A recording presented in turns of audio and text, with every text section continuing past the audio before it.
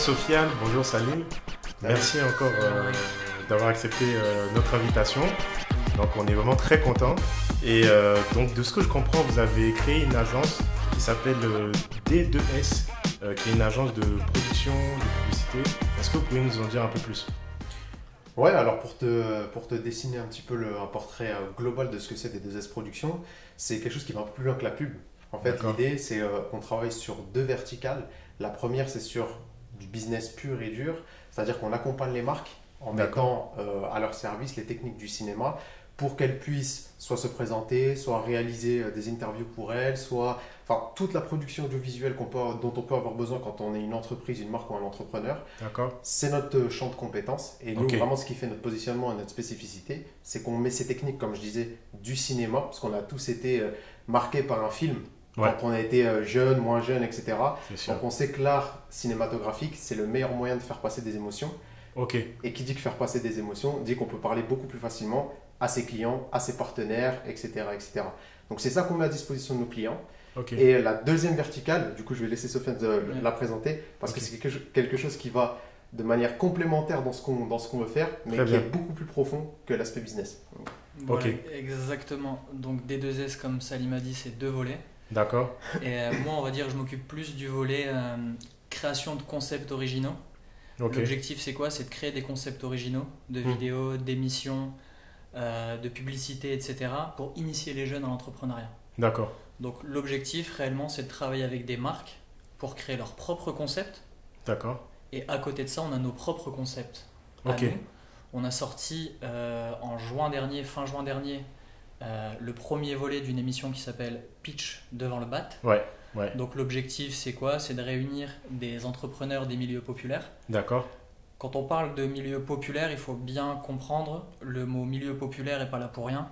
Ok. On ne parle pas seulement des quartiers, on ne parle pas seulement de la banlieue, Ouais. on parle aussi de la ruralité. Mais- Ok. Moi, je viens d'un petit village du nord de la France, D'accord. de 2000 habitants. Donc on a des problématiques Ok. qui sont équivalentes, Voire même plus voire importantes. même plus importantes Ouais, que ok. les personnes en banlieue. En banlieue, D'accord. on est à côté d'une ville.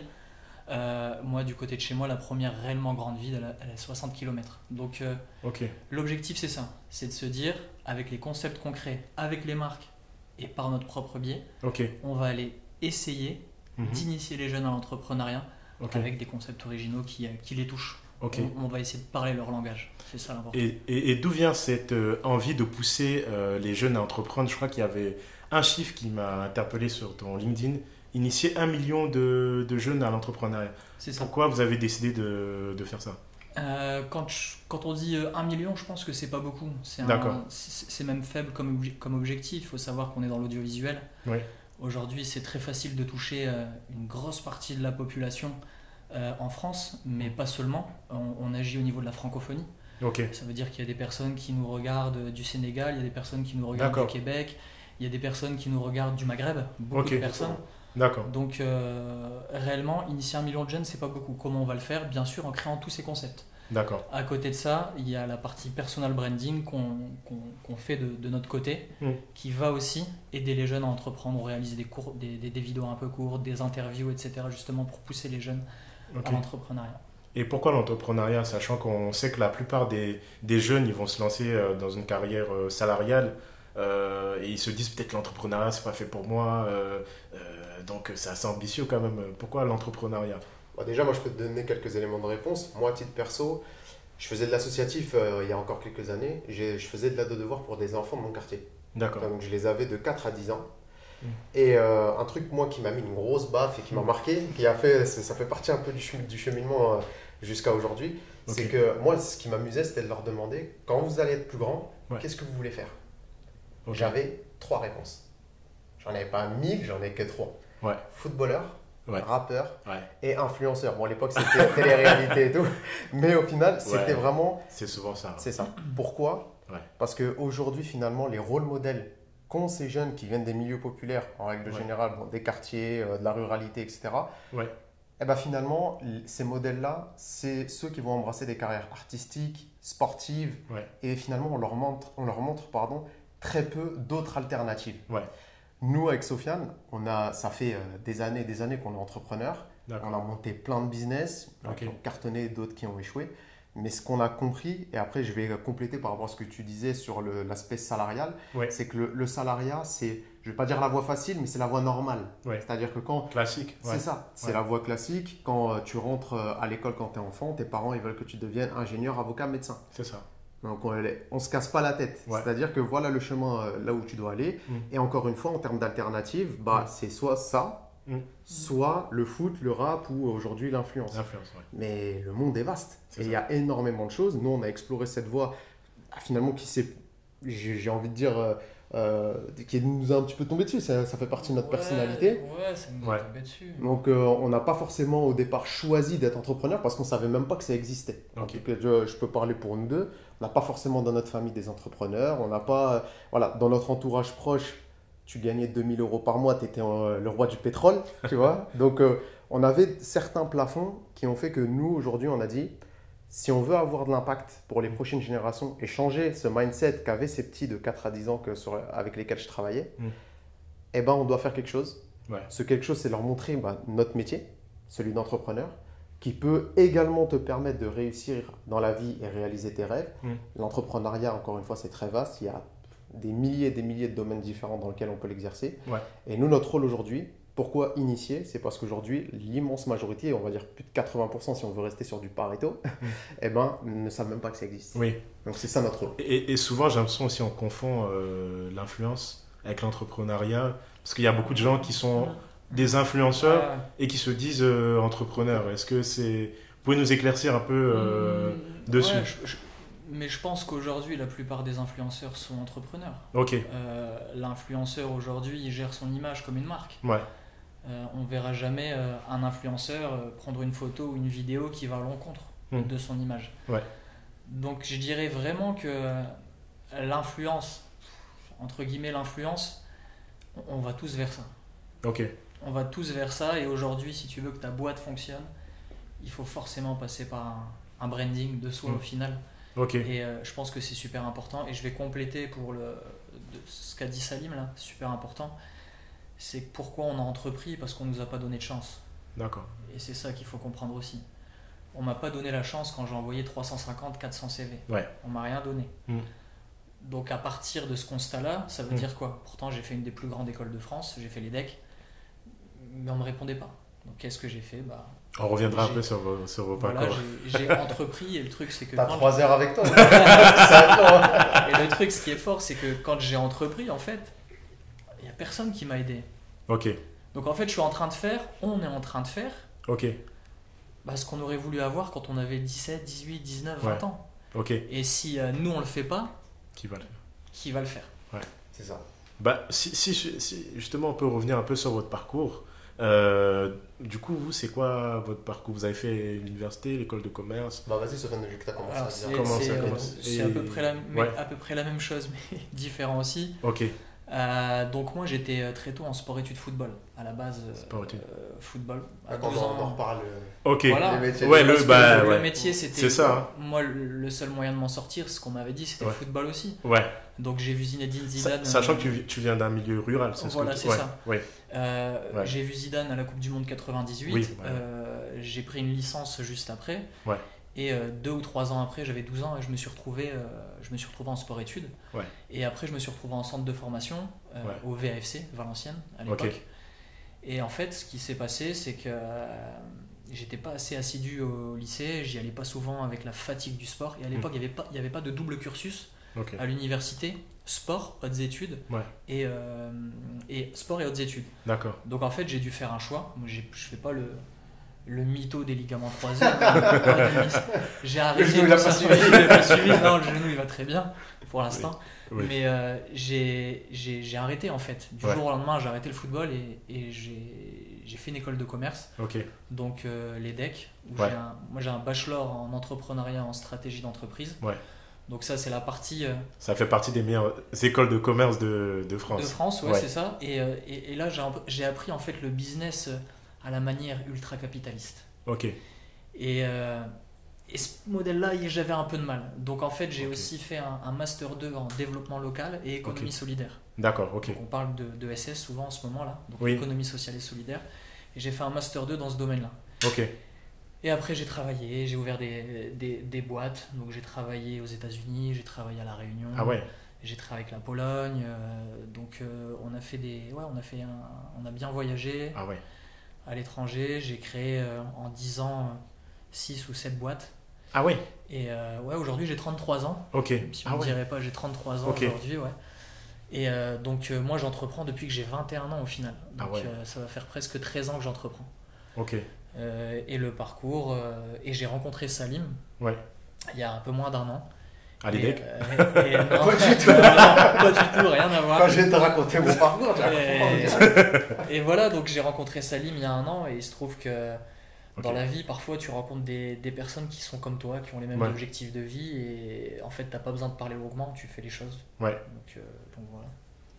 Exactement. Alors moi, en fait, Sofiane et moi, on se ressemble, j'ai envie de dire, voilà, c'est comme des jumeaux. Okay. On a des parcours un petit peu différents, mais on a connu les mêmes galères. Okay. Donc pour faire simple. Moi, contrairement à Sofiane, je n'ai pas fait de grandes écoles. Au départ, j'ai arrêté l'école à 18 ans. J'avais beaucoup de facilité, mais je m'ennuyais. Et comme je m'ennuyais et que j'avais pas, justement, comme on parlait tout à l'heure de rôle modèle, d'objectifs, de personnes autour de moi qui auraient pu peut-être me driver un peu plus, et ben finalement, je choisis la voie facile. Bon, l'école, c'est pas fait pour moi. Football? Salut. Non, moi, j'avais pas de carrière.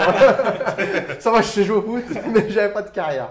Et donc, à partir de 18 ans, bon, déjà, moi, j'ai commencé à travailler très tôt. À 14 ans, je commençais à bosser. Ah ouais? Ouais, je faisais plus de 600 € par mois à 14 ans. Ah ouais. Moi, je te laisse imaginer. Donc, depuis cet âge-là, j'ai toujours essayé d'être indépendant financièrement pour aider mes parents, parce qu'on n'avait pas beaucoup de moyens. Et en fait, durant tout ce parcours, jusqu'à l'âge de 23 ans, donc j'ai pas arrêté de travailler. 18 ans, je rate l'école, donc là, je passe à temps plein en mode petit boulot. Ouais. Et là, du coup, Sofiane, il t'a pas tout raconté, parce qu'il faudrait beaucoup de temps. Mais lui, comme moi, on a connu tous les petits boulots du monde. Ah ouais. Et moi, toi, Salim, t'es dans le milieu rural aussi ou Non, du tout. Moi, je suis de banlieue. Je suis dans le sud 92. D'accord. Tu vois, donc là, pour le coup, c'est… ça, ce qui est plutôt drôle, parce qu'il y a beaucoup de personnes qui pensent que Sofiane, pareil, il vient de banlieue, 93, 92. Pas du tout. Lui, il vient d'un village, moi, je viens de banlieue. Donc, c'est pour ça qu'on disait que les problématiques que tu peux connaître, tu les retrouves. Voilà, tu peux les retrouver de manière à peu près similaire, mais tu as quand même des grosses différences, parce que nous, c'est ce qu'il a très bien souligné, c'est qu'à Paris, on reste connecté. Tu as besoin d'informations. Tu as du service public, tu as Pôle emploi, tu as ceci, tu as cela, alors que dans certains villages, des fois, tu n'as même pas Internet. Donc, c'est quand même, et j'exagère même pas le trait, c'est vraiment comme ça que ça se passe. Donc, par rapport à ça, donc à 18 ans, je quitte l'école, je fais tous les petits boulots du monde, il n'y a que McDo que je n'ai pas fait. Tu vois, mais le ménage, le chantier, tout ce que tu veux, j'y ai goûté, tu vois. C'est ça. Et donc, chose importante, c'est que moi, depuis petit, je savais que je voulais être indépendant. Je voulais être comme mon propre patron, mais je n'avais pas de mots à mettre dessus. Tu vois. Donc moi, derrière, quand j'ai bossé, je me suis rendu compte que ce que je voulais, c'était justement travailler pour moi, donc l'entrepreneuriat, mais je ne savais pas forcément comment. Et un jour, je suis parti demander en fait, à tous les commerçants de proximité autour de moi, est-ce que vous pouvez me raconter votre quotidien? C'est quoi votre galère quand vous voulez créer votre entreprise, etc. etc. Et ils m'ont donné pas mal d'infos et ils m'ont dit… Nous, on a beaucoup de problématiques sur tout l'aspect financier d'une entreprise. En fait, on ne comprend rien, on donne les trucs au comptable et c'est lui qui nous fait des trucs, mais bref, très compliqué à gérer. Donc, je me suis dit, comme j'avais des facilités, ok, je vais repartir à l'école, donc à 23 ans, je reprends les études, et je me dis, je vais faire un cursus financier, comme ça, quand je vais créer ma propre entreprise, j'aurai déjà pas ce problème. Tu vois, de comprendre vraiment l'environnement financier d'une entreprise. Chose que j'ai faite. Et donc, de 23 à 28, j'étais en alternance, en BTS. Après, j'ai fait une licence. Pareil, je passe tout assez facilement. Et après, je me lance dans l'entrepreneuriat de manière plus formelle et officielle. Parce qu'avant, je faisais pas mal de business. Je commençais par vendre des maillots de foot à mes potes. Je faisais de l'argent. Donc, j'ai fait plein de trucs d'opportunités comme ça. Ce qui m'a amené à entreprendre, à créer un business dans le sport. Ensuite, un business dans la formation et le VTC. Où là, pareil, j'ai pas mal réussi aussi. Le Covid est arrivé, ça m'a permis, ça m'a surtout contraint à revoir et changer mes plans jusqu'à arriver à aujourd'hui. Je me suis dit, c'était peut-être la bonne occasion d'arrêter de faire des business d'opportunité et de faire vraiment un truc qui me drive au plus profond de moi. Et quand je t'ai raconté cet épisode avec les enfants de 4 à 10 ans, c'est quelque chose que j'avais toujours au fond de moi. Je me suis dit, si un jour je veux créer quelque chose, ça va être quelque chose d'un impact générationnel. Ça ne va pas être un petit truc. Je veux changer les générations qui vont arriver derrière moi, avoir vraiment cet aspect héritage. Et en discutant avec Sofiane, donc la rencontre, elle est totalement marrante, il va te la raconter après. Mais en fait, on s'est rendu compte qu'on voulait exactement la même chose. Moi, j'avais cette idée de média. On a commencé à en discuter. On a dit, mais en fait, on veut pareil, on veut aller au même endroit. Bah, bien, on y va ensemble. Super. Et du coup, la rencontre, comment vous rencontrez? J'ai été à l'initiative d'une association. Une association qu'on utilise, on va dire, comme un business club, qui s'appelle le M-Club. D'accord. L'objectif, c'est de réunir des personnes qui veulent faire du business avec morale et éthique, qui veulent aider à avoir de l'impact. Donc j'ai fait une première soirée où j'ai réuni pas mal de monde sur l'île. J'ai mis sur LinkedIn, j'ai fait le post sur LinkedIn. En fait, Salim a vu ça, je le connaissais pas à l'époque. Salim a vu ça, il m'a envoyé un message sur LinkedIn en me disant « Comment ça, j'étais pas invité ?» Je lui dis mais c'est qui ce mec là, comment ça se fait qu'il me dit ça, je le connais pas. L'audace l'entrée en matière, il est très fort pour rentrer en contact avec les gens. Il a cette capacité à rentrer en contact facilement, créer du lien. Ouais. Et en fait je lui ai dit mais toi t'es fort, appelle-moi, on va discuter. Et donc on s'appelle le vendredi matin vers 10-11 heures, donc on devait rester 10-15 minutes au téléphone, au final on reste plus d'1 heure. Et il me dit t'es disponible quand? Je lui dis bah semaine prochaine si tu veux. Il me rappelle 3/4 d'heure après, il me dit j'ai pris des billets pour Lille, je te rejoins lundi. Donc en fait on s'est contacté vendredi et il est venu lundi. D'accord. Et lundi après 1h30 de rendez-vous, on avait déjà l'idée de pitch devant le mat. Ah ouais. Ça veut dire qu'en l'espace de 5 mois, on a créé la société, on a créé tout l'univers autour, on a vraiment posé la mission. Et voilà, on s'est retrouvé après à faire le M Business Club également à Paris. Donc aujourd'hui, ça c'est une autre partie de ce qu'on fait, c'est essayer de réunir les gens. Les gens qui veulent avoir de l'impact, qui veulent faire du business avec morale et éthique. Et aujourd'hui, le club est présent sur Lille et Paris. D'accord. Salim avec un ami Hicham s'occupe du club parisien et moi je suis sur l'île avec Delphine et d'autres personnes pour gérer l'association là-bas. Donc c'est vraiment notre objectif, c'est de connecter des personnes qui ont le même mindset quoi. Ouais, parce que finalement en fait je me rends compte dans l'entrepreneuriat ce qui marche vraiment et le gros défi c'est le réseau. Si on n'a pas le réseau, c'est difficile de se construire justement à long terme, d'avoir une vision long terme. Et quelque part, c'est un peu ce que vous faites aussi. Ouais, c'est possible. Après, je pense que c'est possible de faire sans réseau. Hein. Mais au lieu de mettre 2 ans, tu vas en mettre 10. Ouais. Je veux dire, c'est pas possible. Je veux dire, c'est pas impossible de faire sans réseau. C'est pas impossible, mais c'est plus long, c'est plus compliqué. C'est ça. Et même quand tu avances seul, c'est moins marrant. Nous, on cherche aussi l'amusement. Tous les jours, on rigole. Tous les jours, on pleure de rire. Et même dans les galères. Une semaine avant, on n'avait plus la salle, l'endroit pour retourner pitch devant le bat. Une semaine avant, il y a 50 personnes qui arrivent, il y a 20 techniciens, plus de salle, qu'est-ce que tu fais? Bah nous, on s'est regardé, on dit c'est pas grave. On va trouver, on a rigolé, et c'est parti. Et en 3 jours, on avait trouvé une alternative. En fait, on fonctionne comme ça, c'est qu'on a tellement eu de bâtons dans les roues et tellement de galères que on avance. Si ça marche pas, on fera autre chose, mais en tout cas, on met tout ce qu'on peut mettre. Mais notre force, c'est que c'est pas seulement une boîte qu'on a, c'est une mission. Donc on a beaucoup de personnes qui veulent s'associer à cette mission. Parce qu'il y en a beaucoup derrière leur écran qui se disent mais merde, moi aussi je veux agir. Moi aussi je veux que à la fin de ma vie je me dise j'ai eu de l'impact. On aurait pu, en tout cas moi pour ma part, j'aurais pu rester planqué en tant que directeur commercial et gagner 8 à 10 cas par mois et rentrer chez moi le soir et tranquille. Justement, c'est un peu ça l'idée quand on entreprend, il y a un peu cette idée-là de changer le monde. Il y a des salariés aussi certainement qui nous écoutent et qui nous disent est-ce que à notre niveau aussi on ne peut pas changer le monde? Pourquoi à travers l'entrepreneuriat quelque part en fait on arrive en fait à changer, à avoir un impact? C'est ça. Alors moi je vais répondre à ta question on va dire à 2 niveaux. La première c'est que un entrepreneur sans salarié il peut rien faire. Un salarié sans entrepreneur qui le drive peut rien faire. C'est un monde qui est complémentaire. Chacun a besoin des qualités de l'autre. Un entrepreneur, pourquoi il peut changer le monde? Parce qu'il a cette capacité à imposer sa vision. C'est ça l'entrepreneur. C'est que moi, j'ai une vision de où je veux arriver, où je veux permettre au monde d'arriver, et je vais tout faire pour l'imposer. Et pour te donner un titre d'exemple, je vais te parler de Uber. Tu vois, Travis Kalanick, il avait une vision, un téléphone, j'ai besoin d'un taxi, j'appuie sur un bouton et je l'ai. Mais entre la vision et l'exécution, s'il n'avait pas ces centaines de soldats avec lui, ses salariés, donc, il n'aurait jamais pu réussir. Donc, et ces salariés-là, sans un Travis Kalanick, ils n'auraient jamais pu créer Uber. Aujourd'hui, Uber, on est tous limite dépendants de ce service. Donc, c'est comment un entrepreneur peut changer le monde, c'est parce qu'il a cette capacité à l'imposer au monde. Le salarié, après, un parcours, ça se construit. On peut passer d'entrepreneur à salarié, de salarié à entrepreneur, ou peut-être ne jamais faire d'entrepreneuriat, ou peut-être même jamais faire de salariat.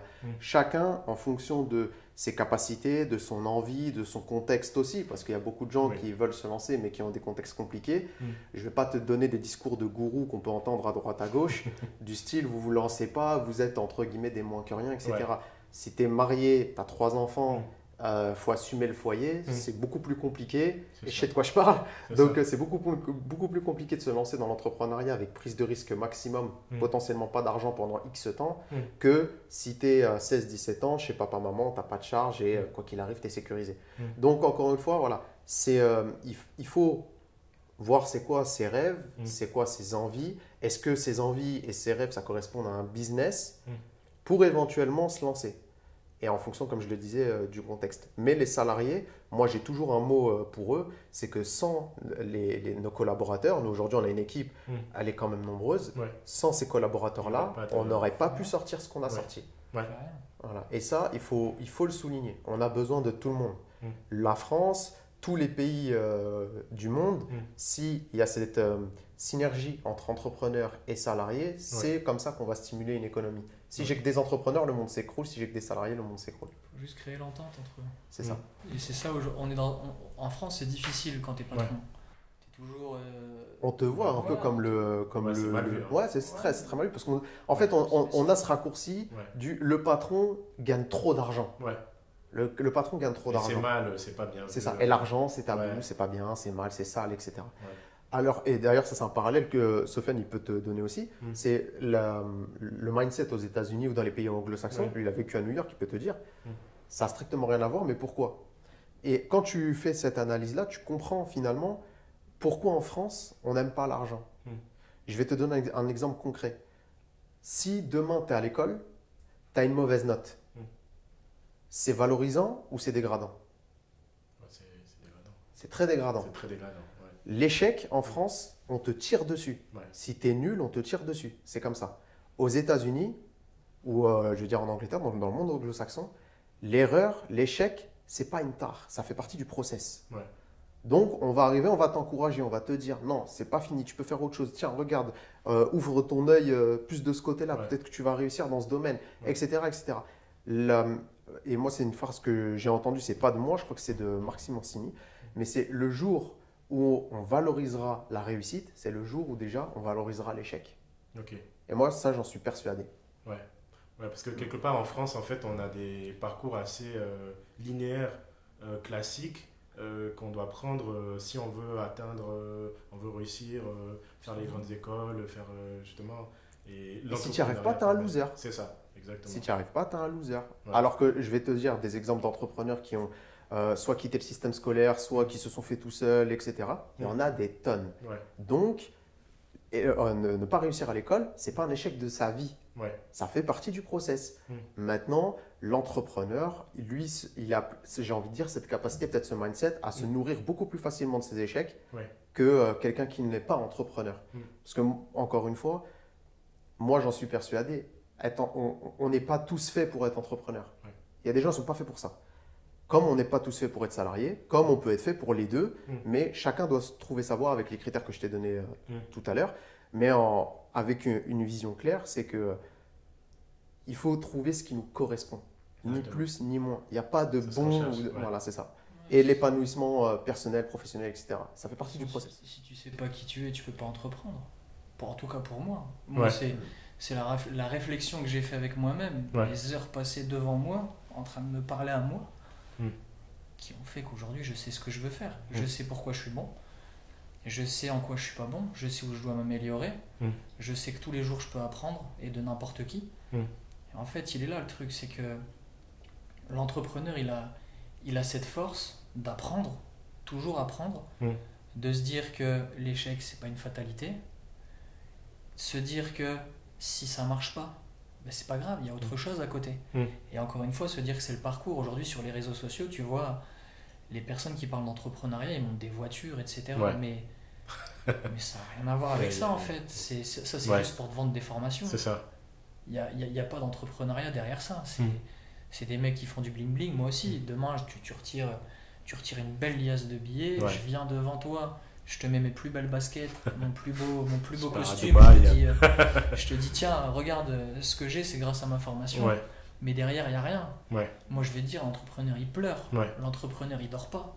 L'entrepreneur, il travaille plus qu'un salarié. L'entrepreneur, quand il y a un problème, c'est lui qui doit le résoudre. C'est lui qui doit trouver les solutions. L'entrepreneur, sa femme ou son mari, à chaque fois, il lui saute dessus. C'est toujours ça. Tu te fais sauter dessus toute la journée. Parce que, en fait, tout repose sur tes épaules. Donc, si tu n'as pas cette capacité à encaisser, arrête tout de suite. Ou n'arrête pas, mais dis-toi qu'il faut que tu encaisses, en fait. Et c'est là ton apprentissage. Moi, ça, je l'ai par rapport au football. Parce que je faisais des entraînements où l'entraîneur il disait si tu vomis pas à la fin de l'entraînement, c'est que c'est pas normal. Donc, en fait, j'ai remarqué que c'est dans tes limites, quand tu vas pousser tes limites, quand tu crois que c'est plus possible, que ça devient possible. Et c'est là la force de ton esprit, de la visualisation et de tout ce qu'il y a à côté. Moi, je pense que voilà, après, on va partir sur de l'ésotérisme, mais je pense que tu as le monde matériel et l'immatériel. Si je suis sur une bonne fréquence, je vais attirer des personnes qui ont la même fréquence que moi. Exactement. Tout est vibration. On est dans un univers où tout est vibration. On vibre sur la même fréquence, vu que tu nous as invités, on est ensemble, c'est qu'on doit vibrer sur la même fréquence. Et il est là le truc, en fait, c'est qu'il faut aussi avancer avec des personnes qui te poussent. L'entourage. C'est ça. L'entourage, il faut se le trouver. Parce qu'au début, tout le monde rigole. C'est ça. Tout le monde rigole. Et d'ailleurs, toi, tu as dit une phrase qui était essentielle pour compléter ce que disait Sofiane, c'est que tu as parlé de réseau. Un réseau, il ne tombe pas du ciel. Tu vois, l'exemple de notre rencontre, c'est que ce n'est pas tombé du ciel. Tu vois, c'est-à-dire que beaucoup de personnes se disent, c'est vrai, j'ai pas de réseau, je connais personne, etc. Comme nous tous. Nous aussi, on n'avait pas de réseau. Mais est-ce que derrière, toi, tu fais aussi le nécessaire pour te le construire, ce réseau? Est-ce que tu vas networker, on va dire, rencontrer des gens? Est-ce que tu leur demandes ne serait-ce que 15 minutes au téléphone pour échanger d'un sujet précis, etc., etc. Tout ça, c'est des choses qui se construisent. Et il y a quelque chose, en tout cas pour moi, qui fait partie aussi de la palette de l'entrepreneur, c'est que ce n'est pas un fataliste. C'est que c'est un optimiste. Tu vois, même quand c'est compliqué, que c'est la galère, que tous les problèmes du monde s'accumulent, l'étoile du berger que toi tu as quand tu lèves les yeux au ciel fait que non, tu dis je vais y arriver. Et donc toutes ces capacités, tu vois, de construire son réseau, de faire le pas de plus, etc. C'est ça aussi qui construit des belles success stories. Il n'y en a pas non plus 150 000 à raconter, mais l'objectif qu'on soit, après je vais même aller plus loin, qu'on soit salarié ou entrepreneur finalement, c'est de construire finalement sa propre success story et peu importe le chemin. Et d'ailleurs, je pense que c'est comme ça aussi qu'on arrive à se connaître. Parce que justement, quand on est jeune, on se pose des questions sur les capacités, qu'est-ce qu'on peut faire. Et par l'entrepreneuriat, ça nous permet de nous découvrir nous-mêmes. Je prends souvent en fait l'exemple d'un enfant qui apprend à marcher. Il n'apprend pas à marcher tout de suite. Il va tomber, il va se relever. Bien sûr. Et puis après, il va trouver ses marques. Et justement aussi, l'entrepreneuriat, ça permet aussi de se découvrir quelque part. C'est ça, tu disais que tu ne savais pas trop ce que tu voulais. Enfin, tu avais arrêté l'école aussi, c'est parce que tu. Tu as bien résumé le truc. Voilà, et donc c'est un peu. C'est une introspection totale en fait. C'est toi contre toi pour comprendre ce que tu veux et ce que tu es en fait. C'est spécial, hein, mais c'est un combat. En fait, on voit les choses de manière binaire. C'est-à-dire que c'est. En plus, c'est un post que j'avais fait sur LinkedIn qui avait bien marché d'ailleurs pour l'anecdote. C'est de dire soit tu es entrepreneur, tu es quelqu'un de bien, soit tu es salarié et en gros tu es une merde. Excuse-moi pour le terme, on bipera au montage. Mais en gros c'est d'être très binaire, c'est soit ça, soit ça. Alors que finalement, l'entrepreneur, le salarié, l'indépendant, Ouais. le médecin, etc., etc., c'est juste des moyens d'atteindre une seule finalité, Ouais. c'est de s'épanouir professionnellement. C'est ça, Ni exactement. plus, ni moins. Exactement. Donc, il faut voir les choses comme une caisse à outils. Tout ce qui nous entoure, dans notre environnement, dans nos Ouais. études, dans notre vie, etc. Tu m'as pas posé la question, mais je vais te le dire quand même. Si moi, aujourd'hui, j'ai des enfants. Mm.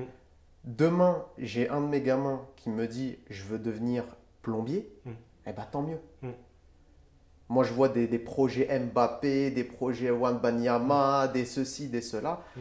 Je pense qu'à un moment donné, il faut aussi se calibrer dans Ouais. la vie pour se dire qu'il n'y a pas de bon ou de mauvais chemin. Ouais. Il y a le chemin qui va te permettre d'être épanoui. Et c'est celui-là C'est qu'il ça. faut aller chercher. Exactement. Moi, j'en ai connu énormément des personnes qui étaient douées à l'école, mais vraiment des surdoués, Ouais.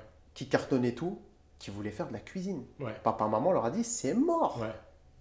Tu te débrouilles, tu deviens ingénieur, architecte, astronaute si tu veux, mais Ouais. pas de cuisine. Pourquoi?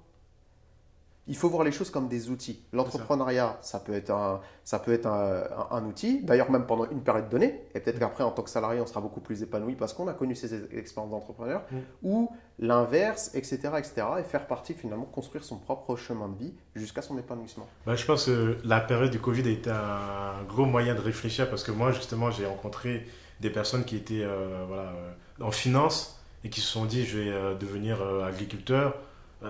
Des personnes qui sont, même l'inverse aussi, coiffeuses, qui disent Exactement. moi je vais être RH finalement. Donc, comme vous avez dit, en fait, le monde il est pas binaire, c'est pas blanc ou noir, mais c'est vraiment l'équilibre et trouver sa voie Exactement. professionnelle. Encore une fois, tu vois, Ouais. on n'est plus dans le matériel. Hein. Ouais, c'est totalement On est dans spirituel. on est dans une quête. Ouais, On est quête dans de une sens. quête de soi. Ouais, Et c'est ce qui se passe. Et le mouvement vient des States, encore une fois, hein, Ouais. avec tous les coachs ouais, qui te rameutent 50 000 personnes Mm. juste pour dire le ciel est bleu et les nuages sont blancs ou gris. ouais, Mais en fait, cette quête, tu l'as fait tout seul. Pose-toi les questions. Moi, c'est ce que je me dis. Je me suis posé les questions. Je suis resté 3 heures tout seul dans ma voiture face au volant. Mais qui le fait, ça? Mm. C'est ça. Une fois que tu sais rester seul, moi, des fois, je vais manger tout seul et je kiffe. Mm. J'arrive à rester seul maintenant. Parce que je sais pour un qui je ouf. suis. Mais Mais t'as tu sais, raison. à Non, mais c'est l'époque, parce que moi j'ai eu une grosse partie de ma vie clubbing, etc. Ouais. Aux États-Unis, j'étais promoteur, je travaillais dans les plus grosses boîtes de nuit de Manhattan. Ouais. Donc j'ai vécu la fast life. Mm. J'allais dans des événements, le lendemain tu voyais la soirée à TMZ. ah ouais, Il faut savoir que je viens d'Olchin, je viens d'un village du Nord ou Ok. Pakopso. Oui, vous voyez ce que Ok. je veux dire, c'est spécial, Ouais. c'est très très spécial. ouais, c'est un autre monde, ouais. Donc quand tu vois ça, tu te dis waouh, en fait. Ah ouais. Non, c'est incroyable. Il y a autre chose que le matériel en fait. Mm. Et aujourd'hui, si les gens veulent devenir cuisiniers ou retrouver ce rapport à la terre, c'est parce qu'ils se rendent compte que le matériel ne satisfait pas. Exactement. C'est juste ça. Et Mm. en fait, donc ça veut dire qu'on nous a menti toute notre vie. Que avoir la plus belle voiture et la plus belle maison, ça te rendait heureux. Alors, finalement, moi j'en connais je connais des gens qui roulent en Bentley GT Continental. Ils ont des villas à Valorus à côté de Cannes à 3 millions. Ils sont pas plus heureux que moi. Hein. Ouais. Et moi j'ai pas de Bentley GT Continental. Hein.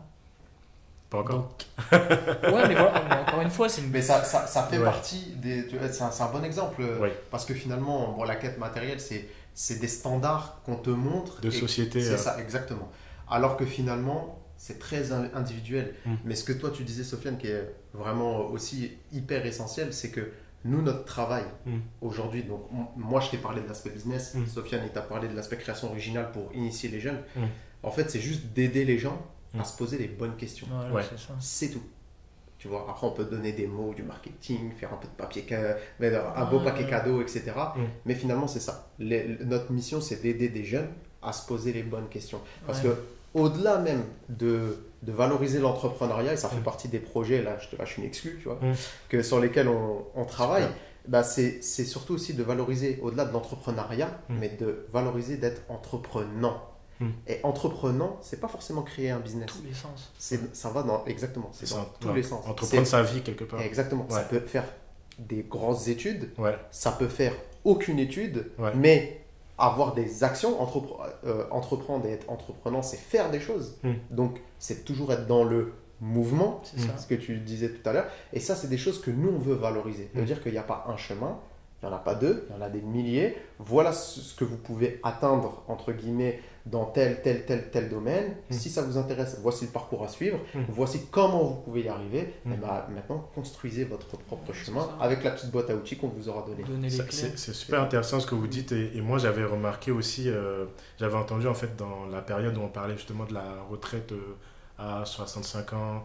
Et j'avais entendu des gens qui disaient en fait que quelque part, la vraie question, c'est pas de savoir si on va travailler plus, mais c'est de savoir en fait, qu'est-ce qu'on retrouve dans le travail. Parce qu'il y a des gens, même si en fait ils se disent ils vont travailler moins, ils ne seront pas forcément plus heureux. Alors que quelqu'un qui aura découvert sa voie, il va se dire en fait moi je vais travailler tous les jours de ma vie. Je crois qu'il y a une phrase de, je sais plus si c'est Confucius qui dit travaille tous les jours de ta vie et tu n'auras pas à travailler un jour. C'est la sensation de travailler. Ouais. Moi après je travaille tous les jours, j'ai cette sensation de travailler quand même si ça me plaît. Mais je sais que je travaille. Ouais. Et certains ne comprennent pas qu'on puisse rire et s'épanouir en travaillant. Ouais. Mais c'est pas parce qu'en fait tu ris que tu travailles pas. Ça, faut bien le comprendre aussi. Ouais. Il y en a pas beaucoup qui comprennent ça. Ah, c'est vrai, grave. Genre, moi j'ai des potes qui me disent mais t'es tout le temps en train de pleurer de rire, tu travailles pas en fait. Ouais.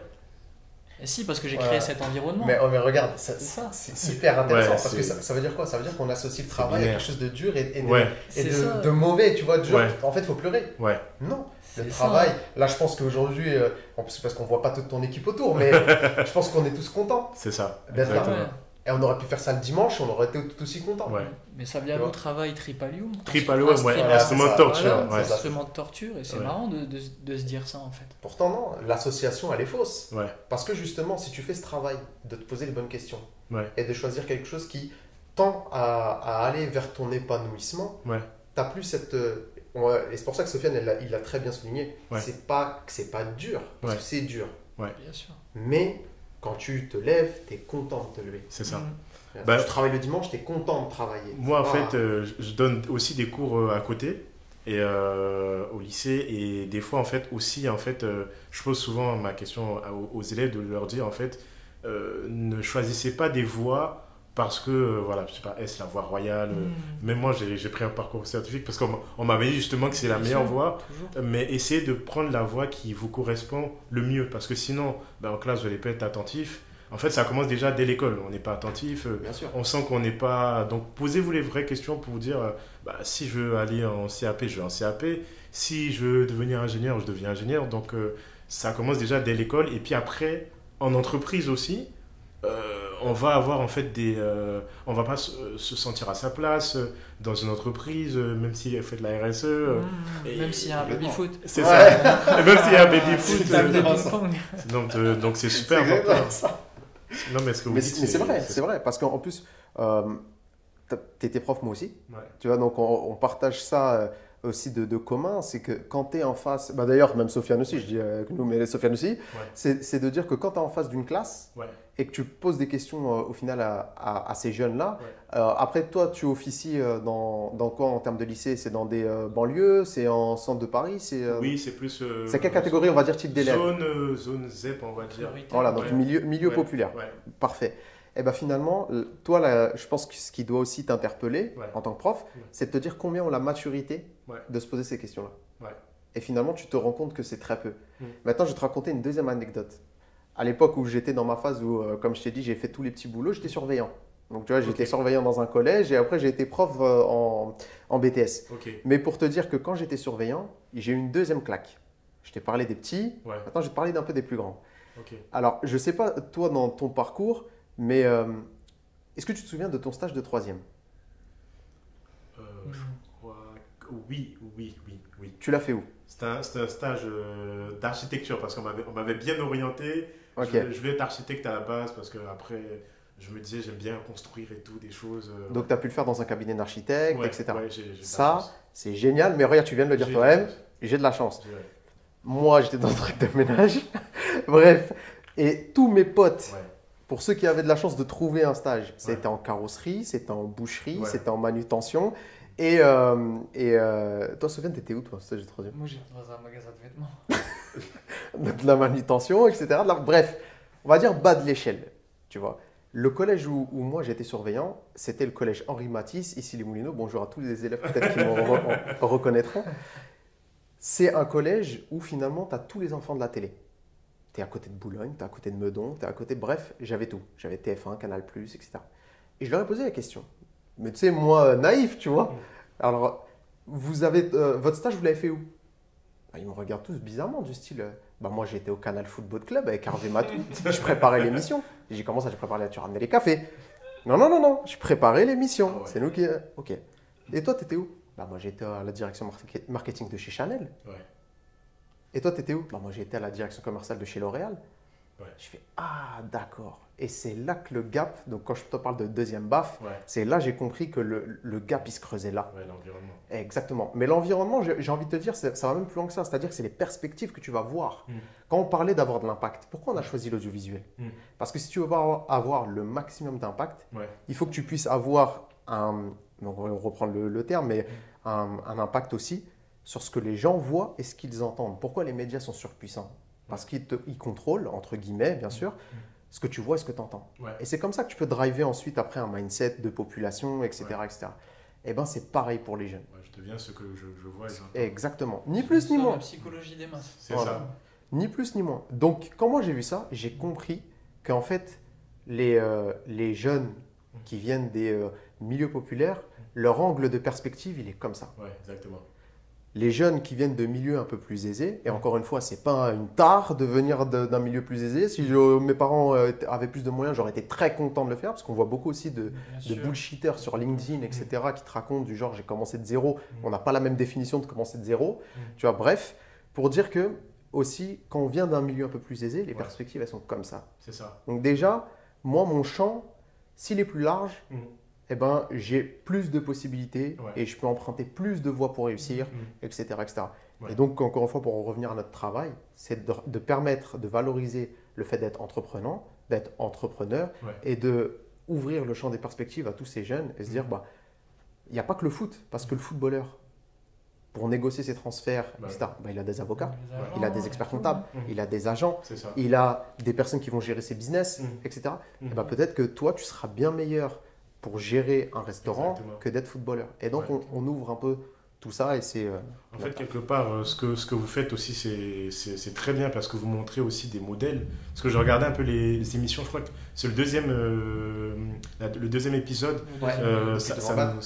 Oui, exactement. Ça nous permet de voir plusieurs profils de personnes parce que justement, on ne se dit pas qu'on peut faire ça. Et de voir aussi des gens qui nous ressemblent faire ça et ça ouvre d'autres perspectives. Tu viens de résumer Pitch devant le bac. C'est ça. Tu vois, en quelques mots. D'un côté, tu as les jeunes ou moins jeunes issus de milieux populaires qui veulent entreprendre. Et devant eux, tu as des personnes de milieux populaires pour la plupart qui ont, entre guillemets, encore une fois, réussi au niveau professionnel et business. Donc là, en fait, tu vois les deux côtés. Tu peux pas dire bah non, c'est impossible de réussir parce que d'un côté tu vois des personnes comme toi et de l'autre côté tu vois des personnes comme toi qui ont réussi aussi dans le business et c'est ça qu'on veut montrer. Demain, moi je préfère voir un Morad Atik comme modèle parce que ce mec là il va dans toute la France chercher les pépites dans les quartiers, dans les milieux populaires. Il est venu jusque Lens dans ma région et je peux vous dire que Lens c'est la misère sociale mais totale. C'est ancienne région minière, c'est très difficile. Et le mec va là-bas et il arrive à prendre ses jeunes et à les mettre dans la Silicon Valley, à les faire taffer dans l'intelligence artificielle. Pour moi, c'est ça. Les jeunes de. Voilà, c'est ça le. Trapp, je les interviewais. Marseille, voilà. Et pour moi, si j'avais vu un Morad quand j'avais 18 ans, j'aurais kiffé. J'aurais kiffé voir Morad à 18 ans. Je me serais dit. D'ailleurs, peut-être que tu n'aurais même pas fait de foot. J'aurais peut-être même pas fait de foot, je sais pas. Parce qu'il aurait détecté. Peut-être qu'en fait, il aurait vu. Je me serais dit, il y a d'autres choses. Il y a d'autres choses. Moi, je vois Zidane à la télé, je vais être Zidane. C'est tout, point. Non, mais c'est super. Non, mais en fait, ce que vous dites là, c'est vraiment totalement ce que je pense. Parce que souvent, on me pose la question de l'orientation. Et je dis souvent en fait que l'orientation, en fait, ça choque souvent les gens ce que je dis, mais ça commence dès la maternelle.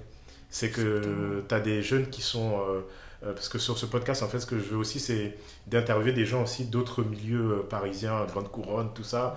Et souvent, je regarde leur parcours et leur environnement, je me dis, mais c'est normal.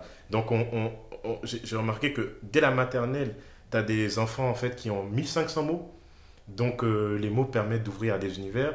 Et dans des milieux populaires, les enfants commencent avec 200, 300 mots. Donc, regarde les jeunes aujourd'hui qui ont 14-15 ans. Ouais, bah oui. C'est 50 mots. Et ça, c'est puissant. Parce que, et comme tu dis, c'est si tu sais plus parler, si tu n'as plus de vocabulaire, si tu n'as plus les mots, comment tu peux exprimer une émotion? Comment tu peux exprimer une envie? Comment tu peux essayer de défendre ton opinion? Si tu as 7 mots qui sont wesh, frérot, tranquille, on est là. À un moment donné, mais ça aussi, encore une fois, et j'en parlais sur un podcast, c'est le contexte et le système du téléphone aujourd'hui en fait qui t'abrutise, où tu as le instant dopamine qui vient, qui te démonte ton cerveau, et en fait les jeunes vivent sous dopamine constante. Donc quand ils sont devant une feuille, comment veux-tu qu'ils restent devant une feuille? On leur a flingué leur cerveau en leur mettant des trucs de 35 secondes on leur donne du sucre, pire que du sucre à haute dose. On les tue en fait. Donc demain, ton podcast, il va servir à ça aussi. Que les jeunes puissent écouter des personnes savoir s'exprimer. Et quand tu sais t'exprimer, tu es beaucoup plus à l'aise en société. C'est ça. Moi, je peux très bien être en barre d'un bloc et tu mets... on était au Chinese Business Club avec Édouard Philippe. Et dans les deux milieux, je suis totalement à l'aise. J'ai aucun problème. Parce que je sais ce qui je suis par rapport à mon introspection. Je sais ce que je fais, je sais pourquoi je suis là. Et ce ne sont pas les créatures qui vont me juger. Exactement. Je pars du principe que c'est le créateur qui me juge. Ce ne sont pas les créatures. Les créatures sont des moyens. Voilà, tu demandes au créateur, la créature arrive. C'est aussi simple que ça en fait. La vie. C'est ma conception et c'est la conception aussi de Salim. Donc c'est ça notre force. C'est d'avoir eu aussi cet environnement, même si on vient d'un milieu où on n'a pas forcément d'argent, on nous a ouvert les yeux. Ça, c'est important. On n'avait pas de modèle, mais moi, j'ai eu la chance de... quand j'étais dans mon petit village à Olchin, j'allais à la braderie de Lille. La braderie de Lille, pour moi, c'était un autre univers. Je me disais, waouh, il y a des gens partout dans cette ville, c'est quoi ce délire, c'est quoi ça? Ça, c'est un métro, ça, c'est... Il y a du béton partout, et tu vois, c'est les perspectives. Si tu mets un gosse dans une cage tout le temps, mais il verra jamais le ciel, il sait pas ce que c'est le ciel, il sait même pas qu'il peut l'atteindre en fait. C'est super intéressant ce que vous dites encore, parce que j'avais interviewé Amine Kessassi, je sais pas si vous voyez qui c'est. Ça me dit quelque chose. C'est un jeune qui est très engagé, en fait, qui aide en fait souvent les familles qui ont été endeuillées par un drame, je crois qu'il vient sur Marseille. Il est de Marseille. C'est ça. Et il avait dit justement par rapport aux troubles qu'on avait eu après la mort de Naël, que justement en fait les jeunes, comme ils n'avaient pas en fait de moyens d'expression, ils s'exprimaient dans la violence en fait quelque part. Je vais te donner un exemple sur ça. C'est un exemple qui se rapporte à mon enfance. Quand j'étais plus jeune, dans notre village, on avait à disposition une salle où on avait une table de ping-pong et un baby-foot. Et un jour, on nous a repris les clés de cette salle, sans explication. C'était l'époque de Noël. Il y avait toutes les décorations de Noël, etc. dans la ville, avec des ampoules rouges, vertes, bleues, oranges, etc. Mais on n'avait pas les mots pour exprimer notre colère. Qu'est-ce qu'on a fait? On a dégradé. On a pris les ampoules de Noël, alors que c'était pour la ville. On a fait un football. Le but, c'était la porte de la mairie. Et en fait, pourquoi on a fait ça? Moi, avec le recul, je le sais. C'est parce qu'on n'avait pas les mots pour aller dire, mais attendez, c'est notre seul moyen de nous retrouver, c'est notre seul moyen d'expression, c'est le seul moyen, quand on va faire notre baby ou notre ping-pong, oublier les problèmes qu'on a. Et vous nous enlevez ça. Si j'avais eu les mots à l'époque, j'aurais pu leur dire, mais on n'avait pas les mots. Donc qu'est-ce qu'on a fait? Notre seul moyen, c'était de casser. Il y a beaucoup de monde qui ont dit, après cette affaire, justement, ils pourraient faire autre chose. Mais non, en fait. Arrêtez de dire qu'ils pourraient faire autre chose, parce qu'en fait, eux, dans leur tête, ils peuvent pas faire autre chose. C'est leur seul moyen d'expression. Et c'est pour ça qu'ils cassent. Et encore une fois, notre rôle, il est là. C'est d'avoir des rôles modèles qui te disent, non, on va pas casser, on va les s'exprimer. On va aller en mairie, on va créer un parti politique, on va les taper aux portes, on va exprimer, on va exprimer ce qu'on pense réellement pour essayer de ramener des gens avec nous. Super. Et Naël, c'est quoi? C'est l'étincelle. Ça fait 20 ans, 30 ans que c'est comme ça. Nous, on parle des personnes de 45 ans qui nous disent bah, les gars, on a fait le même constat. On a fait le même constat que vous. Comment ça se fait que les personnes de 45 ans, 60 ans, 35 ans, 25 ans font tous le même constat aujourd'hui? C'est pas possible. Donc nous, on est là pour se dire que demain, le jeune de 14 ans, il va se dire non, non, nous on avait vu Salim, Sofiane, les Morad, les Youssef, tu vois. Et ça, ça fait plaisir. C'est ça. Et on fait pas de communautarisme. Hein. On est pragmatique. On nous a parqués. On nous a parqués dans des cités. On nous a parqués. Parce que moi, dans mon village c'est une cité. Hein. Okay. C'est une cité où toutes les maisons se ressemblent en briques rouges. Et famille arabe, donc du Maghreb, donc marocain, algérien, polonais, italien. Et c'est pareil ici en banlieue. Donc en fait, on nous parque et après on nous dit vous faites du communautarisme. Mais non, en fait, Dylan, Kylian, Mamadou, Mohamed, ils ont tous les mêmes problématiques. Quand ils viennent de la tour, c'est la misère sociale. Comme ils disent, c'est la hasse totale. Donc quand tu pars de ce constat, mais tu te débrouilles en fait. Tu essaies d'avancer, tu fais les trucs, tu essaies de rencontrer du monde, tu essaies de sortir de ta condition. Et pour sortir de ta condition, c'est pas en ayant la routine de tous les jours où tu te lèves à midi, tu sors, tu vas voir tes potes, tu fumes le ouinge devant le bloc, t'es là, t'es KO technique, tu t'es dit ouais je vais faire un truc, mais au final tu le fais pas parce que t'es gazé. Tu peux pas. Moi j'en ai vu des dizaines, des centaines comme ça. Les mecs c'était des tueurs. Pas de perspective. Tu tombes dans la facilité parce que c'est beaucoup plus facile de boire, de fumer, s'éclater la tête que d'affronter ses problèmes en étant sobre. Exactement. C'est beaucoup plus difficile. Donc qu'est-ce qui se passe? Bah, on te parque, plus de moyens d'expression, on t'a bousillé ton vocabulaire avec tout ce qu'on t'a mis, on te montre tous les jours des trucs sur internet qui te frustrent, que ce soit au niveau amoureux ou au niveau professionnel, t'es frustré tous les jours. Qu'est-ce que tu veux qu'ils fassent les petits? Pourquoi aujourd'hui il y a de plus en plus de suicides? Parce qu'en fait le modèle qu'on a dessiné pour eux, pour la jeunesse, ils se reconnaissent plus dedans. Et on revient à la quête de sens et à la quête de soi et à se comprendre et pourquoi on est là. Et d'ailleurs, en plus, ce qui est intéressant, c'est que toi, on parlait aussi de l'effet des réseaux sociaux. On a commencé au départ, là tu reviens dessus.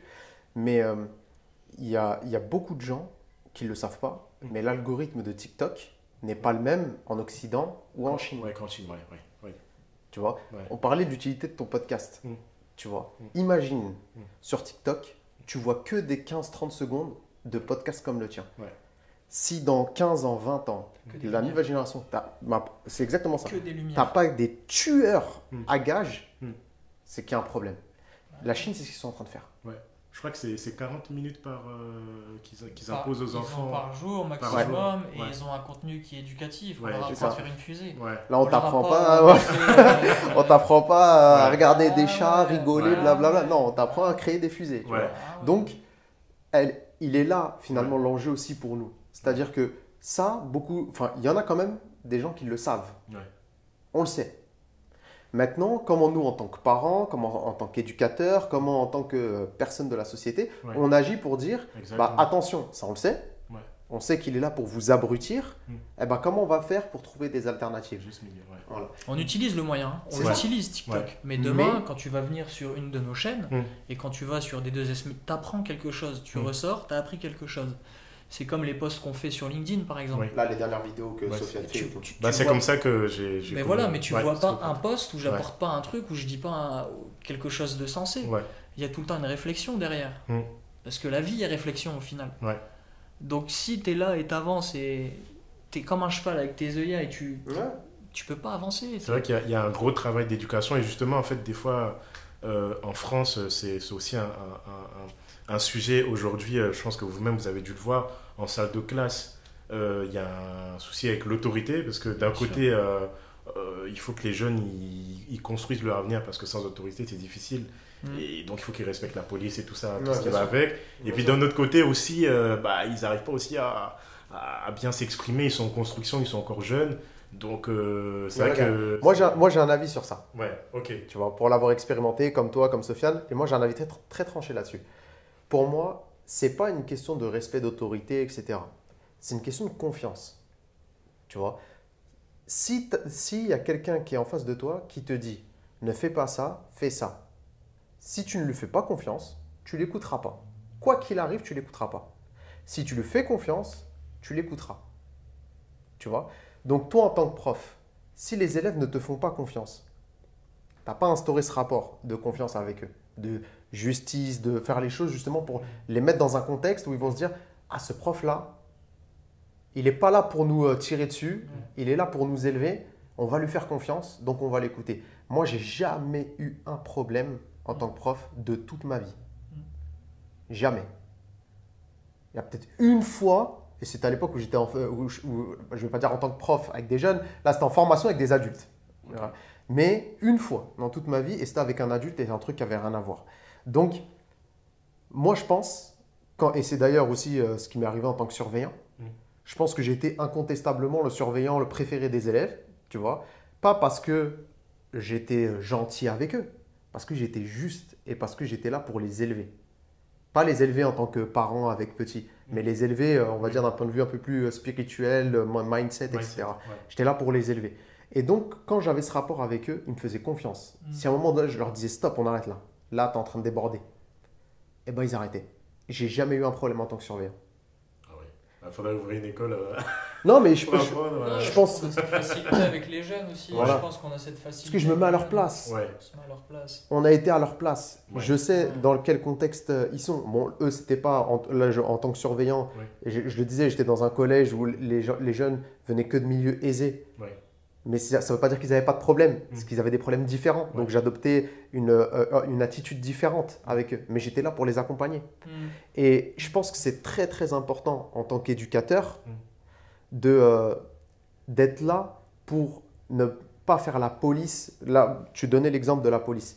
Il y a aujourd'hui des influenceurs policiers qui partagent des vidéos sur les réseaux, etc. Ils font des activités avec les jeunes et tout ça.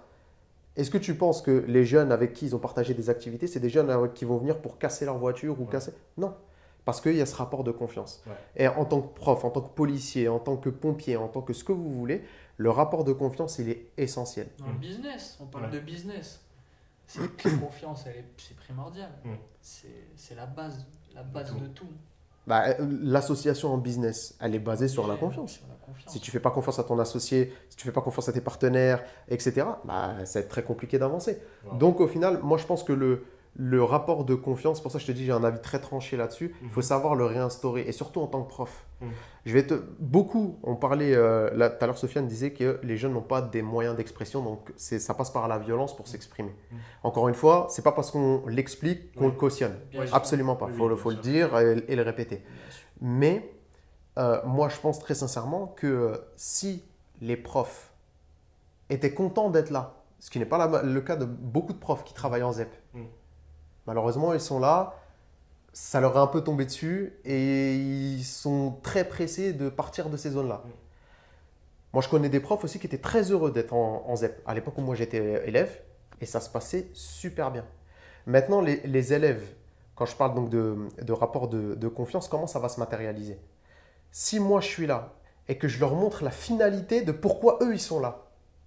Parce que si tu poses la question à tes élèves, tu leur dis pourquoi vous êtes là? Pourquoi? Et tu les laisses répondre. Je suis obligé. Et voilà. mais véridique. Je suis obligé. Ouais. Parce qu'ils vont dire je suis obligé d'être là. Oui, ils savent pas. Ouais. Ils savent pas pourquoi ils sont là. Ouais. Toi demain, tu es dans une boîte. Tu sais pas pourquoi tu es là. Combien de temps tu vas tenir? Il y a beaucoup de gens aussi qui ne savent pas pourquoi ils font une tâche. C'est pour ça que je te dis ça comme ça. Tes missions, tu sais même pas pourquoi. Et oui. Et donc à un moment donné, tu craques. Et ça peut se matérialiser toi en tant qu'adulte. On va dire tu respectes les règles, donc tu vas démissionner. Mais en fait, la démission chez un élève. C'est la violence. Voilà. Donc on arrive un peu à la fin de ce podcast. Et Sofiane et Salim, si vous avez 3 conseils à donner à un jeune pour l'aider en fait à trouver sa voie professionnelle, ce serait quoi? 3 conseils x2 ou chacun. Ça fait 6. Voilà. Moi j'en aurais que 1. Ok. Moi j'en aurais que 1. Et c'est pas de moi. Et c'est une phrase justement quand on la réfléchit, elle vient d'Éric Larchevêque, tu vois. Et donc pour ceux qui connaissent, qui veut être mon associé, LinkedIn, etc. Bon, il est assez suivi. Et moi, elle m'a tellement impacté, je me suis dit mais il a tellement raison. Sa phrase c'est: si j'avais un conseil à donner à un enfant, c'est ennuie-toi. Ennuie-toi. Parce que c'est dans l'ennui que tu vas aiguiser sa curiosité, il va chercher des activités, donc il va faire des choses, donc il va trouver peut-être une passion qui va faire que si on l'entretient et qu'on sait le driver, l'emmener très très loin. Donc moi, c'est un seul truc, ennuyez-vous. Arrêtez de téléphone, ennuyez-vous. Et allez chercher une activité beaucoup pour combler un peu cet ennui. Tu vois. Moi, ce serait juste ça. Ok. Donc pour les jeunes qui ont envie de trouver leur voie, hein, Ouais. pour les jeunes qui ont envie de trouver leur voie, testez, faites plein de choses. Vous êtes jeune, on s'en fout en fait. Il n'y a pas de risque. Donc le test and learn comme on appelle. Tu vois si ça marche pas. Tu vas voir ce qui va te plaire, ce qui te plaît pas. Et la deuxième chose, c'est test. La deuxième chose, c'est reste seul avec toi-même. Ça revient un peu à ce que Salim dit, hein, ennuie-toi. C'est sois avec toi en fait. Essaie d'apprendre à être seul avec toi. Essaie d'aller manger tout seul. Essaie d'aller faire une balade seul. Et vraiment, je pense que surtout quand on est jeune, on a tellement d'idées en tête. Et il faut que le jeune se pose. Il faut qu'il se pose, qu'il réfléchisse. Et troisième chose, ça revient à ce que je disais tout à l'heure, avec le matériel et l'immatériel. Et je me pose souvent cette question, s'il n'y avait pas tous ces buildings, s'il n'y avait pas tous ces immeubles, s'il n'y avait pas toutes ces voitures, etc., qu'est-ce qu'on ferait de nos vies ? Tu vois ce que je veux dire ou pas ? Qu'est-ce qu'on ferait de nos vies sans avoir tout ce froufrou, ce monde capitaliste ? Je pense qu'on irait voir les gens, on discuterait avec eux, on essaierait de les aider, on ferait plein de choses. Donc voilà les 3 conseils que je donnerais. Ok, bah en tout cas, Salim et Sofiane, merci beaucoup. Et puis, merci à toi. Super cool, super accueil. Super podcast. Merci beaucoup. À bientôt. À bientôt. Salut. Salut.